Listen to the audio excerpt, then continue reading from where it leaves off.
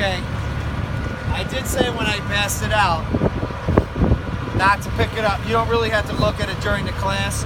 Save it so that when you get out to a company, you can look through it. I've been looking through it the last couple days again. There's some pretty easy stuff in here as far as for pump understanding. I want to read a couple things to you. What I'm going to read to you is going to be trying to describe the difference, or it is going to be describing the difference between a single stage pump and a dual stage pump.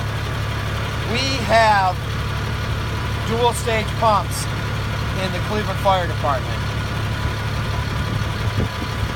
This word here, this centrifugal, and it looks hard. It's centrifugal.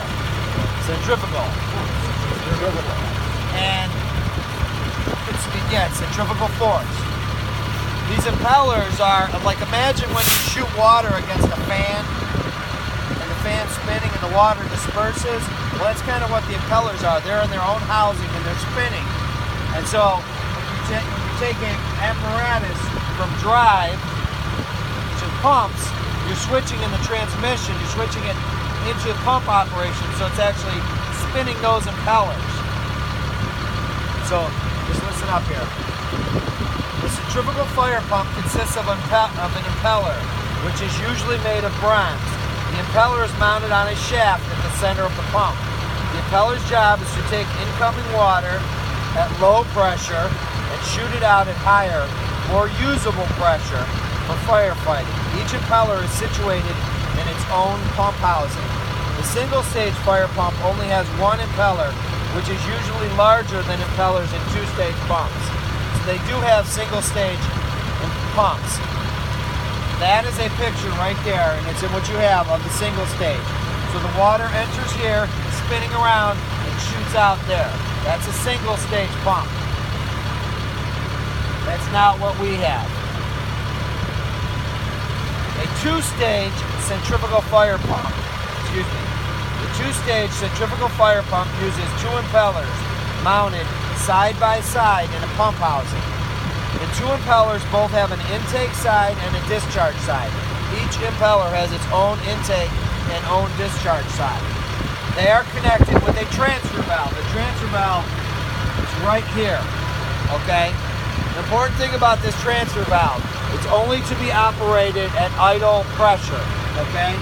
You only operate this at idle pressure. The transfer valve is used to determine how the stages of the pump will operate. The two-stage centrifugal pump can work in what is called the pressure mode or the volume mode. The pressure mode is what we use in the Cleveland Fire Department most of the time at house fires, car fires, any kind of fire. You know, if it's we're just pumping from the apparatus to a fire, we're using pressure mode. We use volume when we're pumping. Exactly. You're going to go ahead and say it.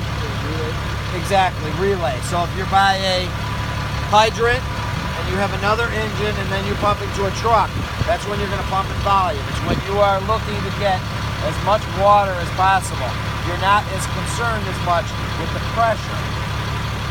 So, sir, both engines are going to be in volume, or just the one engine? Both engines are in volume.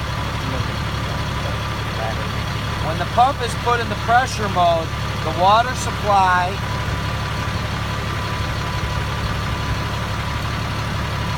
is entering